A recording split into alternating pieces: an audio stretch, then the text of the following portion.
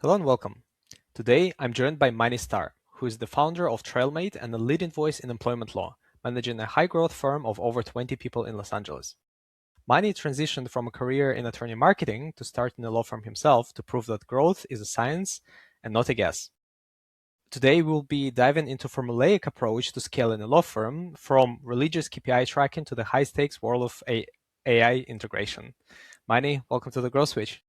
Hey, Alex. Thanks for having me. Our pleasure. Now, most of our guests usually start with practicing law, and then they want to do things their own way, and this is when they establish their firm. You started with actually doing marketing for law firms, which is an interesting take. Do you mind to telling us a little bit about how you got started with that? Yeah, absolutely. Yeah, so like you said, my dream wasn't necessarily to be a lawyer. Actually, I have a degree in business and marketing, and I got started doing marketing for law firms, and also I did a Salesforce implementation for firms, and so I was helping law firms basically, get leads, get clients, and grow their own firms. And one of the people that I helped do that was actually my uncle. And he said to me, why are you doing this for me? Go do this for yourself. Like one of the hardest things about, having a law firm that's successful is getting leads and getting clients. And looks like you're able to do that. So go do it for yourself. And I was initially pretty resistant. I was like, I don't know. I don't know if I want to be a lawyer. I kind of want to be, I want to be a business owner. I love marketing. And he said, what do you think I am? Right. Like, Mm. I am a business owner. I own this law firm, and this is the business that I run, and it's just a different type of business. And I was like, you know what, that makes a lot of sense. So I went to law firm, I got my degree, I started Frontier, and yeah, I mean, here I am. Been kind of growing the firm ever since, and marketing has been a big part in what has made our firm successful. That's really interesting to hear. Do you think because you had that marketing perspective initially, you thought about running the law firm still differently to other lawyers that came purely from the practice of law, and they didn't want to spend too much time thinking about getting leads and actually growing the business? They wanted to service their client as their main area of focus. And with you, of course, bringing that as the first point of business success, what are the things that you were thinking about differently? Yeah, I mean, absolutely. I mean, one of the things, the way I approach the firm is, I run it like a law firm business, right? And not just like a law firm, right? Sure, we do all the things that law firms do. We have attorneys, we have support staff. We care deeply about our cases and our clients, and we want to get results for them. But at its core, Frontier Law Center is a business, right? And as a result of that, we run it very much like a business in terms of like marketing and KPI tracking and just organizationally, right? And frankly, by doing that, it allows us to do great work for our clients and help more people. So I think that by approaching it in that way, we are able to be a very successful law firm. I think when somebody starts a law firm, for majority of attorneys, the initial clients they get is from word of mouth, from the previous relationship they might have had in other firms. With you, you had to start generating new opportunities from the day one. What were the early days like in terms of basically announcing that you have a firm now, this is something that you offer, and starting to generate your own book of business? Yeah, it certainly was not easy. When you're starting a law firm, you don't have um, the reviews and the authority and stuff like that when it comes to bringing on new clients. And back then, I was a very fresh lawyer, and it was hard to gain client trust for sure. And that is one of the advantages of when you start a firm coming out of another firm is you can bring clients with you, you can bring cases with you, you have the experience and the trust and stuff like that that you bring with you. But when you're starting from scratch, you don't have that, right? On the plus side, I went into business. I was originally in Frontier was a partnership between me and my uncle. So he did Mhm. help, and he got helped to get it off the ground and to provide some of that established kind of history, right? Because he'd been an attorney for 20 years, and I can lean on that. But in addition to that, we really had to focus on building our online presence, making sure that people had, when they found us online, that we looked good and trustworthy. And that all came down to having a nice website, right? Having good online presence, working on generating those early reviews and testimonials. And yeah, that was critical in terms of like, because we could spend all the money in the world on marketing, but like when people look you up and they can't find anything about your firm, right? Mm. Might have gotten them in the door, but they're certainly not going to end up, signing a retainer with you, right? Or the chances are low if they're doing their due diligence. So, yeah, it was really about kind of building that kind of base foundation, which would then allow us to grow. Do you think it was one of your hidden advantages that you were thinking about the online presence and how it comes up because you didn't have that history as a new firm that you could bring to the table? So you couldn't have any mistakes in the way you present your firm or the first experiences, the intake. And it possibly became an advantage long term because you got this focused and addressed early on.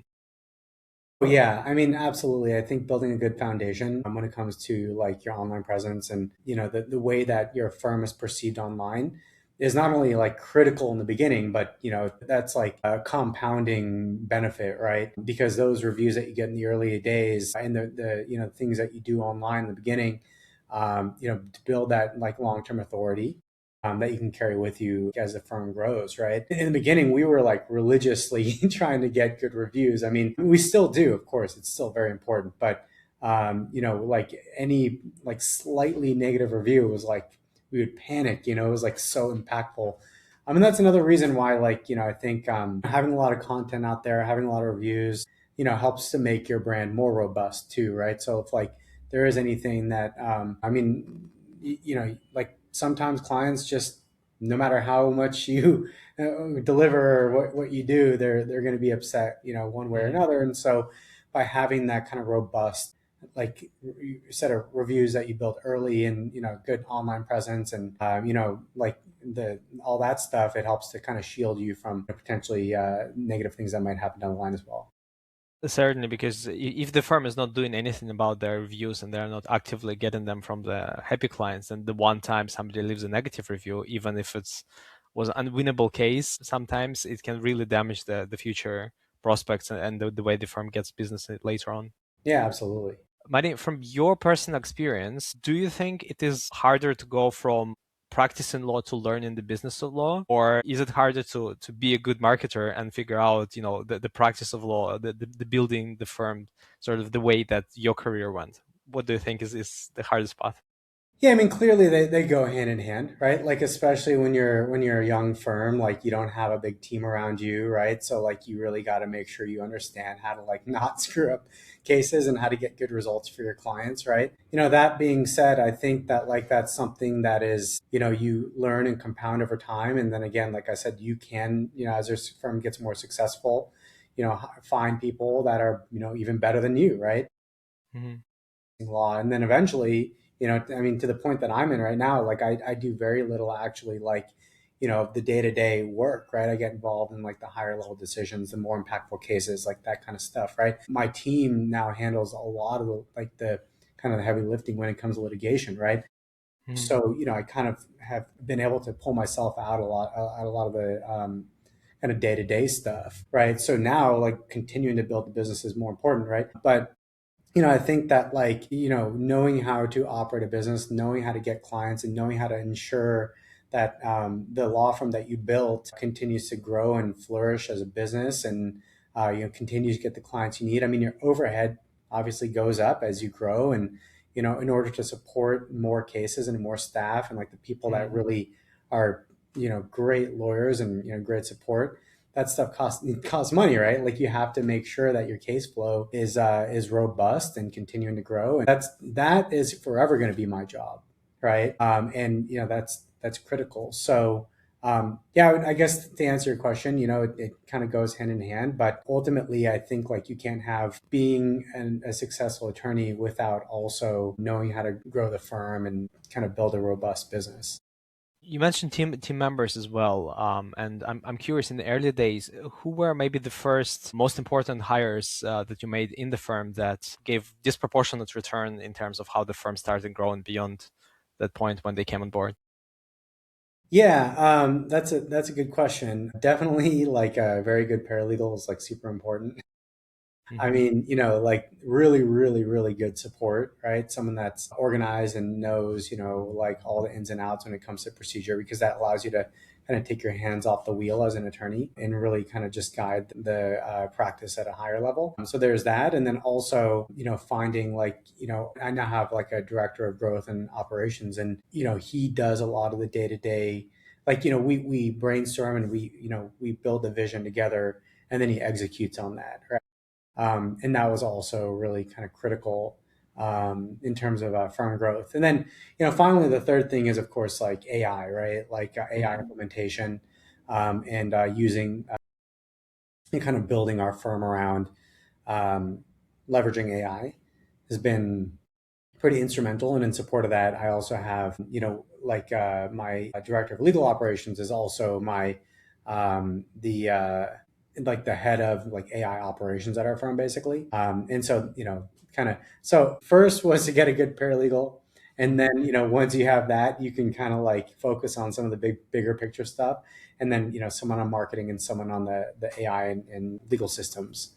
Hmm. Those three things really kind of accelerated our firm. Did you have any maybe mistakes or lessons that you learned in the earlier days when you started growing the firm? Maybe you hired somebody that wasn't the right person for the role that you were looking for, or something else that you've made a teachable lesson for yourself not to repeat in the future? Yeah, I mean, I've made many mistakes along the way for sure and learned a lot of lessons, right? But I do think that the biggest lesson that I've learned that I think has really allowed us to continue to grow is, hiring and finding the right people, right? Like there is nothing more important than having like a really, really strong team to help, push everything forward. And I think, really focusing on like making sure that you're making good hires, and like the hires that you're making are like very, very strong, employees and leaders, that has been like instrumental. And I think that there have definitely been times, in the past where I was too quick to hire, or I didn't, really kind of challenge myself when it came to finding the right person, and just Hmm. wanted to fill a seat, and it ended up doing more harm than good. And then like all of a sudden you wasted time and resources training someone that didn't work out, and then you got to like, so that like finding the right people has been like a huge lesson that has taken some mistakes along the way to learn. From the leadership perspective, when you interview now to make sure it's a strong candidate, do you have a favorite go-to question that you ask in the interview, or something that you're specifically looking for as a green flag to make sure it's a good candidate for what you're looking for? Yeah, I mean, I don't, the way I do my interviews is kind of like, a bit fluid. I like to just have conversations with people and just get a feel for them. But when it comes to like their technical knowledge and like, gauging whether or not they are the right fit for that particular role, it's more of like a strategy than it is like any particular line of questions. And that Hmm. is, ask them to explain something in great detail that is related to the job. And then when they give you an answer, drill down and ask them to explain further. Because what I find happens when someone has studied for an interview but doesn't actually know the underlying skills is they have a very, very good answer. But then when you try to press them on how they would execute something or walk me through this step by step, right? That's when things start to break down, and then you start to understand what they actually know and what they, purport to know, right? Hmm. And so, yeah, it's that strategy of like kind of really just like challenging someone on a particular topic and making them get into the details is where you'll be able to, basically smoke people out. Do you think it's gotten even more important with AI, both for people that you're hiring, but potentially with the team members, existing team members as well, that it becoming a bad habit for a lot of team members to be surface level with a lot of information? They might be able to look information quickly, and they don't necessarily go deeper on their research, so that they find that granular detail or why that the answer is a certain way. Do you find that as a challenge or not so much? Well, I will say part of the hiring process here at our firm now is like to understand their proficiency level with AI and like make sure they know how to use it and make sure that they're they have if not like a deep knowledge, at least a desire, right? Because our firm is extremely focused on using like leveraging AI, and we have an AI use policy and all that stuff that we have to abide by as a firm. With that being said, yeah, I mean like you can tell when someone has not like reviewed their output, and like you can catch things, but we have gotten really good as an organization to make sure that people here understand how to use it, understand how to use it safely and responsibly, know its limitations, and stuff like that. But yeah, I mean that's this the thing that I always say with AI, or my perspective on it, is like it makes mistakes, and humans make mistakes too, right? So like there's some percentage of the time that even like a very knowledgeable expert will make some kind of a mistake, and Mhm. maybe even sound confident in their answer just like ChatGPT will, right? But the difference here is that when AI is used by a professional in an industry, right, in a domain, when AI makes the mistake, let's say it gets 98% of the answer correct and it has 2% of it is not correct, that domain expert is going to be able to like correct that 2%, right? And all of a sudden Mhm. it's gotten them 98% of the way there, and then they corrected the 2%, and boom, like they have a very, very they got a lot of work and a lot of value out of that response, right? But when you have a layperson, right, like for example a client that doesn't know the law, and they go and they query AI with something and it gets it 98% of the way there, they're not going to be able to spot that 2%.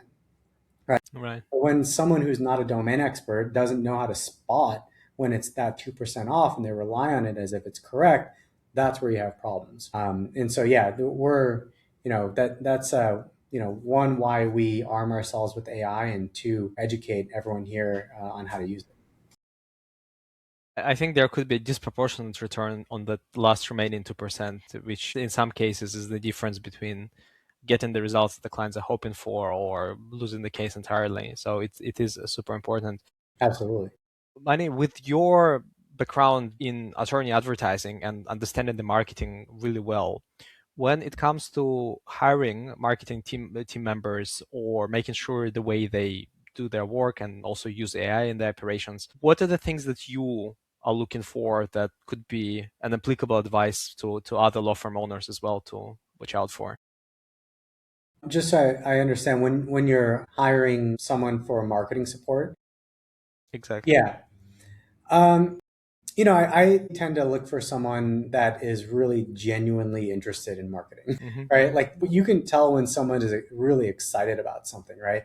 And like, so for example, we just actually recently hired someone who's just great on the marketing side and on the SEO side.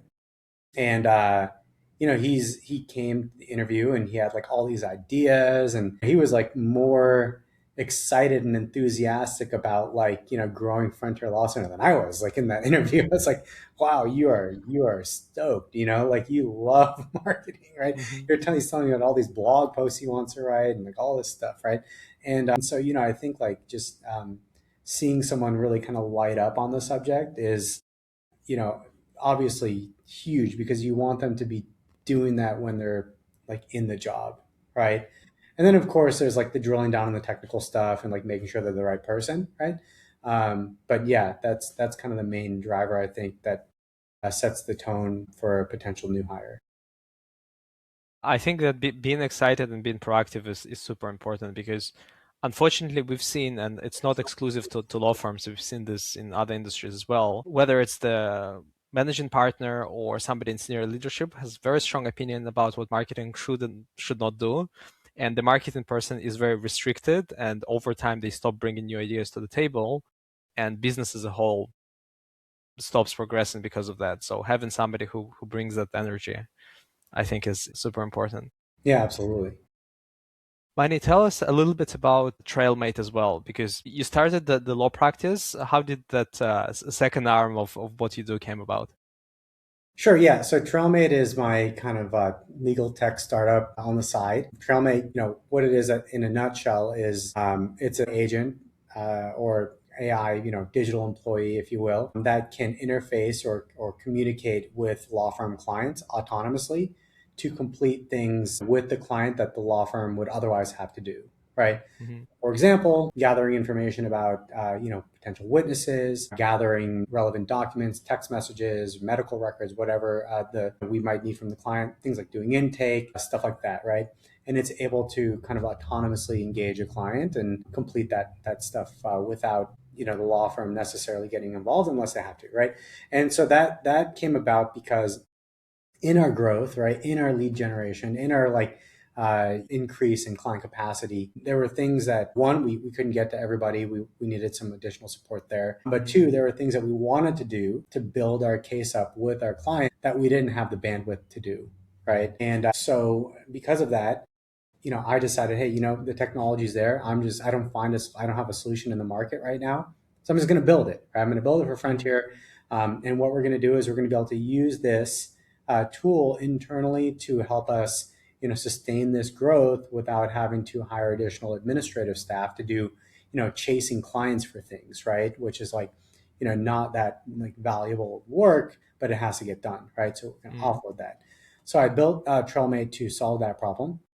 And then, of course, like what's the logical conclusion is like, well, if it solves it for us, then surely it solves it for other law firms, right? And so because of that, I was like, I'm gonna bring it to market. I fully built it. I built a brand, and now it's out there in the wild, literally Hmm. and figuratively. But yeah, so we're kind of growing TrailMate now, and it's helping firms basically do just that: communicate with their clients and do this like kind of administrative tasks with clients that you don't necessarily need like the human touch to collect documents, right? And that gives us more time to do the things with our clients where that relationship is more important, and to spend the time on their cases and things like that.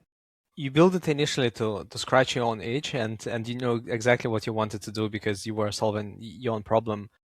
Once you released it into the wild and you started getting the feedback from it, what was the most valuable early piece of feedback that you got from another law firm that impacted the way you're developing it right now?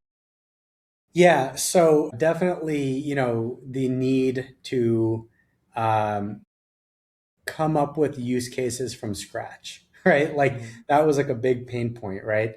Like you would get a sandbox, right? Like I give a firm, basically I'd be like, all right, so check this out. This is a digital employee that can do any client facing work for you. They're like, Hmm. what?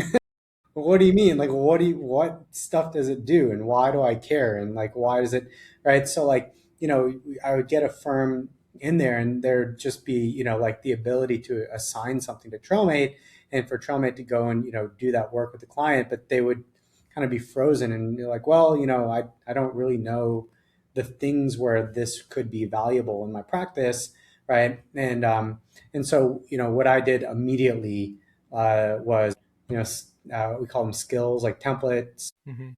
things that like out of the box trauma can do, right? And then in addition to that, more guidance. Trailmate is given assignments by a law firm, right? So your task is to do this. And now I've built a lot more kind of guidance and like the things that it can do: communicate things, like schedule things, collect documents, get information, things like that, right? Kind of, and that's classic, I think, with like AI in law firms, and just AI in general is like, it's like so powerful and can just do everything. So, Hmm. well, how do I even like construct a prompt that's going to get me what I want, right? And so I think like putting that structure together has helped adoption a lot. With the way how agents and the workflows and skills are progressing, something new is coming out every single day, it feels like, and there are updates happening. Is there any functionality to the TrailMate that you wish to build in the future, but at the moment, skills or the way the agent works is not quite there yet, but you're looking forward to building certain functionality or use case when that becomes possible? Yeah, I mean, one of the things that I want TrailMate to do, or eventually be able to do, is just have like a more holistic view of the entirety of the case. Because right now it's kind of narrow in that it can like accomplish things along with the client. But if the client were to say, for example, like, hey, what happened at the last hearing, and like the data environment for law firms is really kind of disjointed over various different systems. And like, Hmm. I think that eventually, like the technology will be the case that agents can communicate with your all the systems that your firm is using, using like tool calls and MCP and stuff like that. And so to be able to then go into your case management system or your document management system or your calendar, right, and be able to extract information that it can then communicate with the client about, that would just be a more like kind of a richer client experience and would allow trauma to be like a little bit more of like the front of house, right? Generally.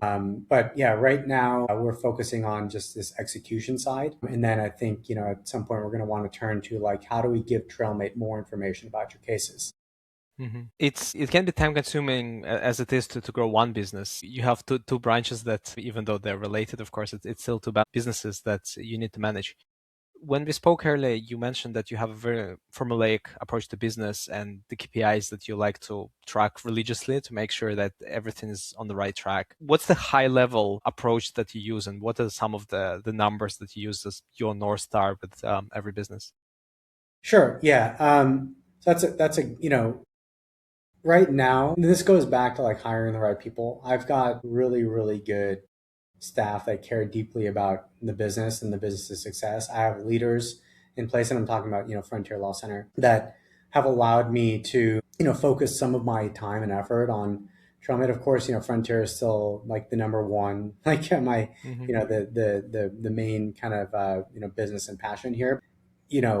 Being able to take my hands off the wheel on the day-to-day stuff and just lead it from a high level kind of strategy and direction has given me the ability to then, build and hopefully soon scale TrailMate, right? But yeah, some of the KPIs that we track on the Frontier Law Sign, I don't have the KPIs yet on TrailMate because it's so new. I don't even Hmm. like, I have the general things, that we're striving for, but like in terms of the granular, like we have got that for Frontier because we've had the time to understand the business really deeply. And, obviously there's like the number of leads that come in, right? And then there's the conversion rate for the number of leads, right? And then there's, how many of those that we approve to sign up, did we actually sign up versus like we approved to sign up and for some reason there was like some drop off, right? That's Hmm. important because we need to be able to pinpoint where there might be a problem in the actual sign up process, right? And then of course, how many clients ultimately we retain per month is like critical. And then, when we're doing like planning and projections and expense and revenue planning, like we need to understand like, what is our case mix, right? How many of this type of case versus this type of case are we getting? And then what is the typical value and turnaround time for those types of cases?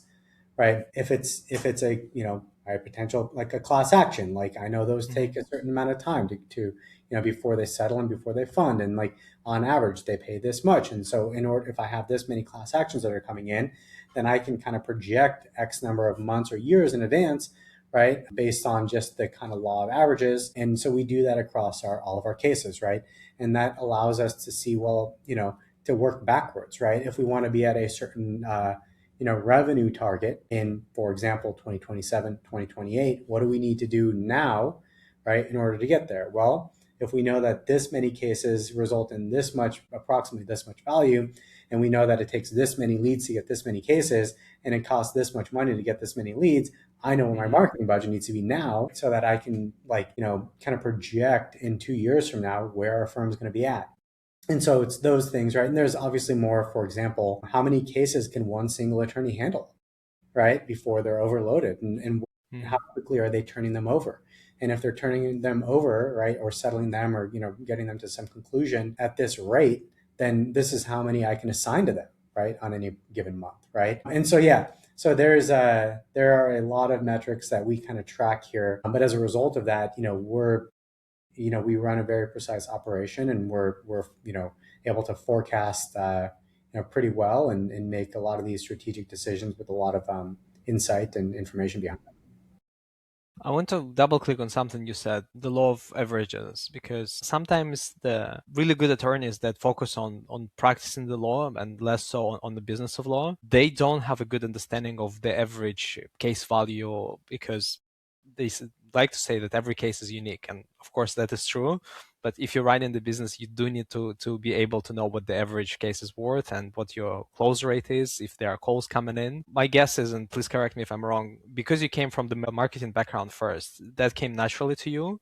But as you were growing the firm, did you have to explain that to some of your colleagues of why it is important to, when it comes to planning, take those averages and actually know the different case type in terms of the value and the length and things like that? Yeah, I mean, so first of all, I think in order to be a good leader, you really need to like make sure that everybody on the team and like everyone at the firm kind of understands why you are making the decisions that you're making, Hmm. right? And so like nothing helps to get that confidence from people more than having a deep understanding of your business, right? And being able to convey that understanding to everybody else. I mean, so having this information on like these KPIs and these averages and kind of our targets and things like that, being able to communicate that clearly to your staff, is what gives people the confidence to get behind Hmm. you as a leader and get behind the firm and the operations, right? So yeah, I think like it's not a very traditional way to think about like a law firm. I think like no one has outwardly questioned me like, why are you making Hmm. these decisions? Like, what do you mean average case value, right? However, that being said, I think like it probably is new to some people here to think about a law firm in the way that we're thinking about it. But I will say like there are multiple ways to run a successful law firm, right? Like, and some law firms are less about like getting a lot of cases and more about getting a select number of cases that they want to get the most value out of it possible. It's just a different way to run a law firm business. I choose to run, I think that the way that we run this business is kind of gives us the ability to weather the storm and be more robust and have like be less Hmm. panicked when things don't maybe go right on a case, right? Because we have a large number of cases that like it kind of smoothed out like the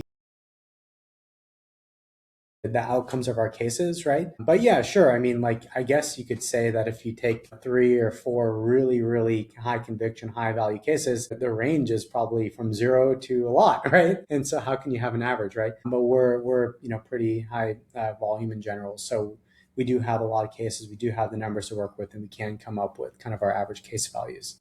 And I think once you know those numbers, the strategy of how you grow in the practice changes dramatically. Because if we take probably one of the most extreme examples with personal injury, a soft tissue could be $5,000 case. It could be multi-million catastrophic injury. And of course, if you have the same marketing strategy to get both of those cases, it's really, really hard to plan and execute the growth of the firm in an intentional way.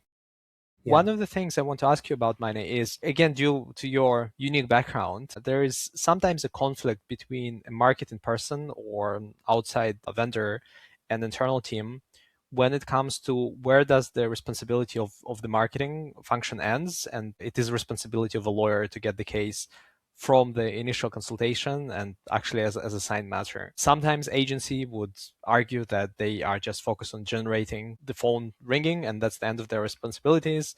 Naturally, law firms won't actually have signed cases and preferably revenue to see that the marketing activity is actually being effective. From the very beginning of marketing activity to effectively collecting on whether it's a settlement or just client fees, where do you personally draw that line?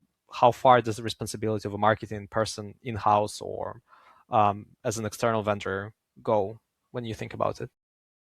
Yeah, I mean, that's why, we track a lot of metrics across the entire life cycle of a case and even like before the case starts, in terms of like the leads and the cost per conversion and stuff like that. And it's important to track every single part of that because like you need to be able to identify where there might be a roadblock, right? Or what might be resulting in cases not getting the value that you want or just not selling at all or going completely sideways or what have you, right? That kind of can happen across the entire case life cycle. So like you can have the best marketing agency in the world getting you the finest leads available, right? And like the perfect case, and then your intake person could drop the ball, right? They could just not like answer the phone or whatever. Right. Um, or you could just like maybe the intake person does great, but when it comes time to get the retainer, you lose them there, like whatever. Or like even like down the case life cycle, like you don't communicate well with the client, and all of a sudden they don't trust you anymore, and they want to find another law firm. You just lost that Mm. one, right? But to answer your question more precisely, I mean, I think like getting good leads, getting good, you know, the obviously getting good cost per lead and getting, driving good leads to the firm is the Hmm. responsibility of marketing and either the agency or someone in house, right? But then once that lead is basically in the door, I mean, I think like the marketing person or agency should work hand in hand with the firm's internal staff, whoever's handling that lead, to make sure the systems are there to capture that. And like there's, obviously a little bit of gray area or fuzziness there, like they've got to make sure the forms are working correctly, and like is there an email that's going out, like how quickly are they getting a touch point from the attorney or the law firm, right? And some of that like should be kind of collaborative with the marketing team, right, to make sure that the messaging is like correct and clear all the way through that journey, right? You don't want like you're doing an advertising campaign for wrongful termination, they get on the wrongful termination landing page, and then they get to like the call center or like the intake person, and the intake person is like, oh, I only do like personal injury cases, like Right. let me transfer you to the right place. It's like, why did you send me to this phone number, right? And so yeah, like there's that whole journey needs to be smooth, and like that whole process kind of is collaborative between kind of the marketing and the however the leads are being handled by the firm. But that being said, like it is up to the firm to make sure that all the great things that are said on the web that maybe the marketing team put there, and or help to create this like appearance, right, of the firm, and then that person or that client or potential client has that same experience with the law firm, right? Like, Hmm. and with the intake staff, and they feel like, yeah, I contact, like I found the right place, and I definitely contacted the right firm, right? Um, Hmm. and so, but yeah, I mean, I think there is definitely some overlap as far as like where the responsibilities start and end. But it's on the firm and them in house who close that person and give them the right experience, and make sure that they're quick to close them, and quick to get them to come on board, and to build that confidence with them so that they feel confident enough to sign the retainer. And then of course, like after that, it's on the firm to make sure that the client sticks with them, and then is ultimately happy, and then back to leaves a good review, right? And then That's like right. builds that funnel, and yeah, keeps the cycle going. When you're thinking about different marketing activities in 2026 right now with everything that's happening, specifically for law firms and for legal industry, which channels do you think maybe getting too much hype and you wouldn't spend your time and money on them as much as maybe people talking about them? And what do you see as an underdog of the marketing channel that actually is very effective to connect with the right type of clients? Yeah, I don't know. I mean, like when it comes to like I've never been much of a billboard or radio guy. Like I am really like um, if I'm doing advertising, like my dollars should like like convert to a client. Hmm. I've never really tried like billboards and stuff, and frankly, the amount of time that you need to be on these billboards and the number of placements, and it's very expensive. And I've always been more of like a very targeted marketing person. I know exactly the type of client I want. I know what they're searching for. I know where they're looking. Like I want to find them, and when I find them, I want to pay for them, and I want them to then be a client. Hmm. So very, kind of precise in that way. You see a lot of these billboards like on the way to like Vegas or whatever, and like all these law firms. Just not my thing. And then in terms of like where do we want to go? I mean, obviously, like clear next, I guess, potential marketing like avenue, or even like search avenue is like AI, right? Like either AI and kind of the advertising itself. Some AI kind of vendors are starting to roll out or think about advertising within their platform. Then there's like AI generated service of ads, like now like Google has and Bing has and stuff like that. Hmm.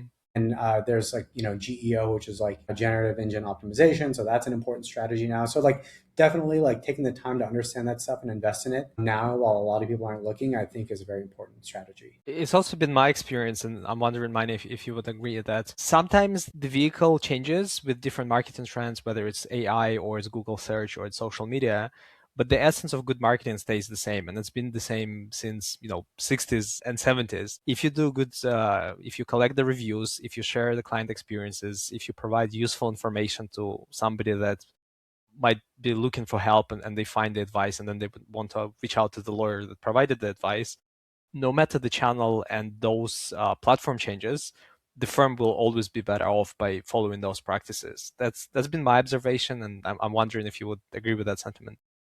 Yeah, absolutely. I mean, marketing is only as good as like getting the person in the door, right? Making sure that they have like a very smooth experience, like going from a just a lead who's curious about, however they get there, right? About your firm or the practice or like a particular claim that they're investigating or whatever. Getting to that point is one thing, but then like, making giving that potential client the journey, a very smooth journey where they can go from being a potential client to like your client, um, is always going to be, critical regardless of the source, right? And then of course, like, throughout the process, making sure that they're happy and, back to communication, is important, right? But yeah, I mean, that is going to persist regardless of like how you got that person to look at your ad, or to call you, or to email you, or fill in a form, or chat with your website or whatever, right? But yeah, so I totally agree with you there. When you're thinking about other things that you want to achieve this year, and you mentioned some AI things, but what is the probably number one thing on your mind when it comes to marketing, something that you want to solve this year? Yeah. So I talked about being hyper focused on getting a very very particular type of case and client, and yeah, I Hmm. mean just kind of expanding that. And we like there are certain types of cases that we want to start looking for, and there are also some ad channels that we want to start kind of experimenting with a little bit more. We've been very traditional, like in terms of like SEM, so search engine marketing. Hmm. That's been a lot of our kind of ad spend, and of course like the traditional like SEO and whatnot. Uh, but we want to try some of the like social platforms now to try to find a very particular type of person or a very particular type of like claim. And that's probably where we're going to kind of experiment with most, I think, this year. Yeah. I'd love to have your take on things like search engine marketing specifically. A lot of firms that traditionally relied on word of mouth and referrals only can come to the table with unrealistic expectations. Dollar in, million out, and that happens within the span of a few weeks. What's the ballpark number that you would recommend for managing partners to think when it comes to the return on the advertising and the timeline to actually start seeing the return if they're starting from zero? Sure. Yeah. I mean, I'll first say, referrals are great, but like they're also, challenging. When someone comes from a referral, I mean, sometimes I feel like obligated to take the case when it's really not that good, but like it's a referral, so I gotta Mm. take it. Or like sometimes like a referred attorney will also keep the other attorney kind of in their back pocket. So now like all of a sudden, like not if they want an update, like now the referring attorney is like asking you to update them and update. It's like, right. So sometimes there's like more drama in referrals than like I like. At least the good thing Right. with like advertising is like that person found you and they're your client, and like there's not any baggage there, right? Hmm. That being said, I think when it comes to search engine marketing, like obviously there needs to be a ramp up period. There needs to be time where the algorithm kind of learns how and where to place your ads, right? There needs to be experimenting to make sure that you've done negative keywords, and like the right people are finding you, and the wrong people like that you don't necessarily want to get a lead from are being filtered out, right? And all that type stuff takes time and experimentation, and you got to collect data, right? Like when we talked about earlier, like the law of averages and the KPIs and stuff like Hmm. that, only possible because of data. And the reason why we were able to do the things that we do now is because you have years worth of data that we can make informed decisions on, right? And so That's like right. the same is true when it comes to like search engine marketing and advertising is like, you need to collect the data in order to make decisions and take actions, right? And so like I think like what happens is in business in general, but like, in marketing and like law firms and stuff is like people act on impulse, right? And not on information. Mm. Right. So like, yeah, if they're like, well, I just spent $3,000 this month and like I didn't get like what I was expecting and I thought we were going to do this and that. Well, it's like, and then they shut it down or they're like, we got to try something else. And it's like, well, what you did is you actually just wasted that money then. If you don't allow me to take the data that I learned, right, from the money that you spent, then you've actually wasted it. You're causing me to waste the money, right?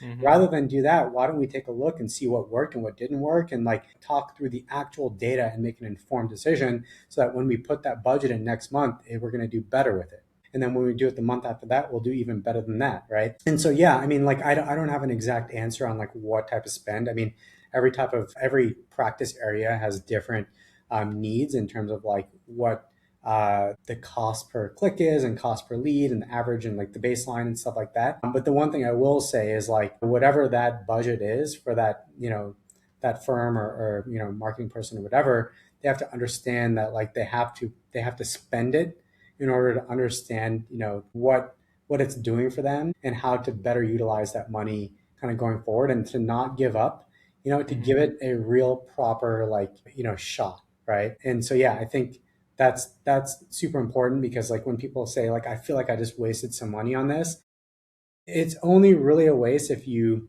like give it a fair shot, right? And you collect the information, you tried to make the changes to the campaign and all that stuff didn't work. Okay, fine, right? But just by throwing the money in and expecting an immediate outcome and then pulling it out or pulling out of the campaign or whatever, that is wasting money.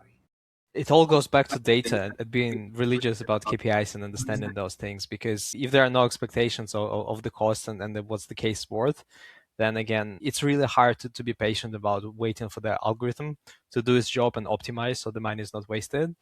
But if the firm has good internal tracking and has the data, then it is easier to have that learning phase and come out successfully on the other end and actually have a way to generate measures without relying on referrals.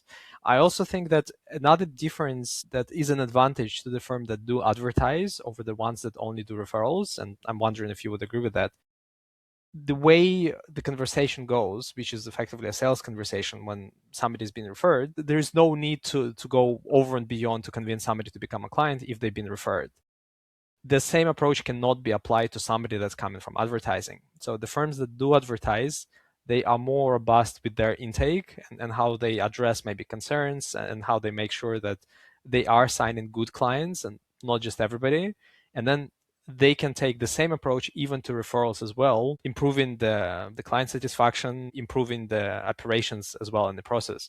So there is a hidden advantage of running advertising that it just keeps everybody more focused on signing the better cases and what happens afterwards. That's what I've observed. I'm wondering if you've seen the same to be true. Yeah, I mean, absolutely. We treat our onboarding, intake and onboarding process like, gold. It's like it's so important, and like these things, like how quickly are you getting to the client after they reach out, right? I mean, that's another reason why I built TrailMate is because it's able to, if like it's like an immediate response. It's like our kind of assistant or agent just like immediately responding to a client and capturing that lead, right? Before they go and find someone else, even if we can't immediately call them or whatever and get on the phone with them. But yeah, I mean, the intake process and like that whole experience is just so critical when you're like advertising for clients because you know what they're going to do if they didn't have a good experience or they didn't feel comfortable or confident, they're just going to go down to the next listing and call them, right? Mm-hmm. And yeah, so and then again, like you say, it translates to every part of every other way you might get a client, whether it be a referral or what have you. Then you're giving them a good experience. So like, why not, right? Exactly. Exactly right. Where can our listeners learn more about the work that you're doing across your companies and maybe give TrialMate a shout as well?